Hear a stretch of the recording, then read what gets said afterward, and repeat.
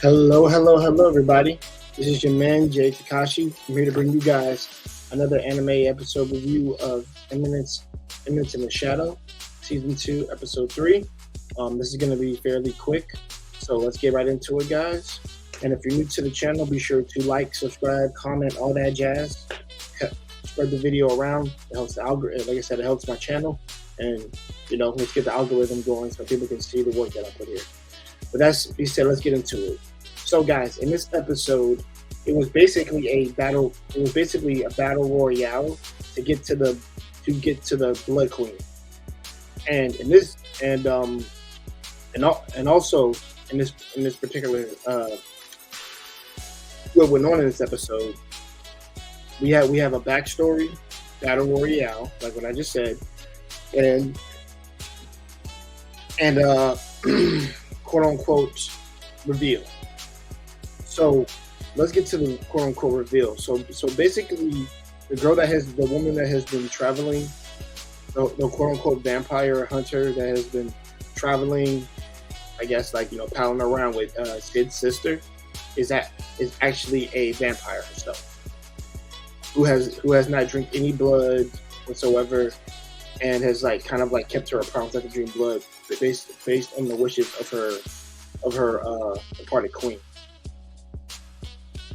And which was a big shock to Sid's sister.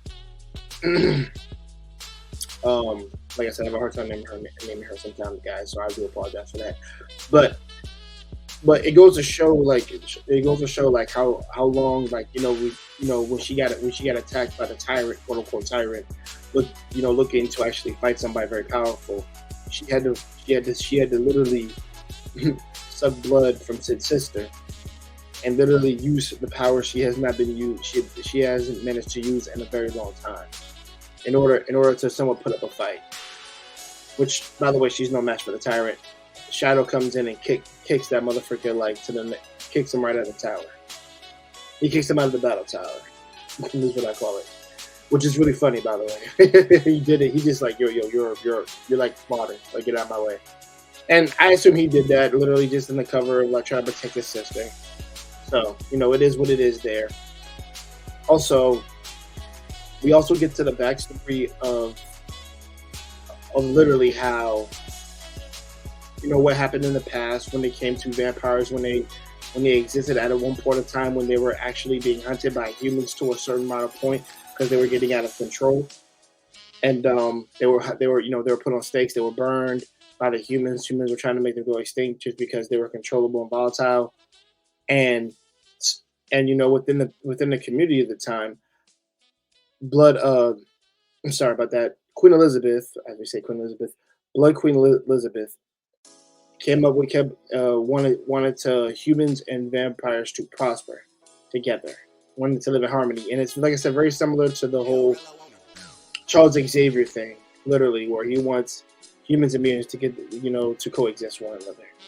And she quote unquote made a law pretty much don't suck the blood of anybody. And as they stopped sucking the blood, their urges to drink blood, I guess, became less volatile, less hungry, and they kept themselves in check. It seems like, based on the backstory. Like I said, it was a really good detail to show that how these people who, how these creatures, for all intents and purposes, need to see blood in order to live. But it was actually done quite differently in this type of interpretation of vampires. Basically, how about how you don't need to drink blood? Literally, it's you can stop drinking it, and you'll be fine. But I don't know what the duration was, but it seems like they were okay.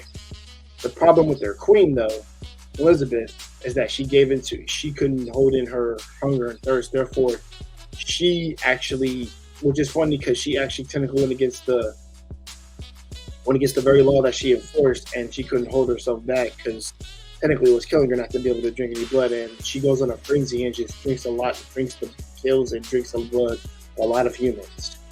And as a result, she ends up not existing because she was really a hindrance. She was really a hindrance to her own. Yeah, she was really a hindrance to her own claim. of the prosperity that she wanted to push for her for her race of people. I say race. I'm sorry. The her species of people. I think that's better to say that. I'm sorry, guys. Species of people. And like I said, it was. I think the backstory was, it was very well done. It really gave us all the information about who, quote unquote, the Blood Queen is, and also kind of like the friendship she went on, like just made her like, yo, like if she gets revived in this episode, like it's crazy how they gonna stop her. Besides Shadow, but I don't think anybody would be the possibility with Shadow. But also we literally have literally have Shadow moonwalking like opponents on his way to the tower, things like that. And he keeps saying like, he keeps saying the phrase like the moon is, the time of the frenzy is here, things of that nature. And when time comes, like I said, I need to make sure I get to the Blood Queen first. Like I said, to me, it's like this episode was a race to the Blood Queen, her backstory, and also what's going to transpire when she finally comes awake after all this time. And that's basically the episode in a nutshell, really. Also, we have. Sorry about that, guys. We also have, just a little side note, we have Shadow's quote unquote minions, aka accomplices, really looking libraries to search for a particular information and item that they were requested to do, and we see Rose again.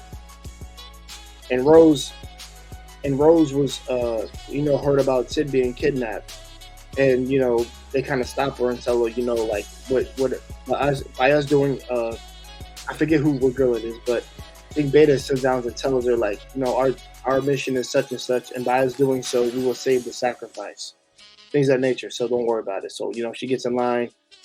Beta's technically babysitting freaking Rose just to make sure that's her job, and make sure that she stays true to her mission, that she is now a part of Shadow Garden. With that being said, guys, this episode was really detailed, backstory fun, the battle royale with Tyrant, Shadow, like people, just flexing on one another, seeing how strong they are. Fights are pretty good. All in all, this episode gets an 8 for me. I enjoyed it. I can't wait for the next episode. And with that being said, guys, that brings an end to this episode review. You know what it is, guys. Be sure to drink water, drink green tea, exercise. And with that being said, peace out, y'all.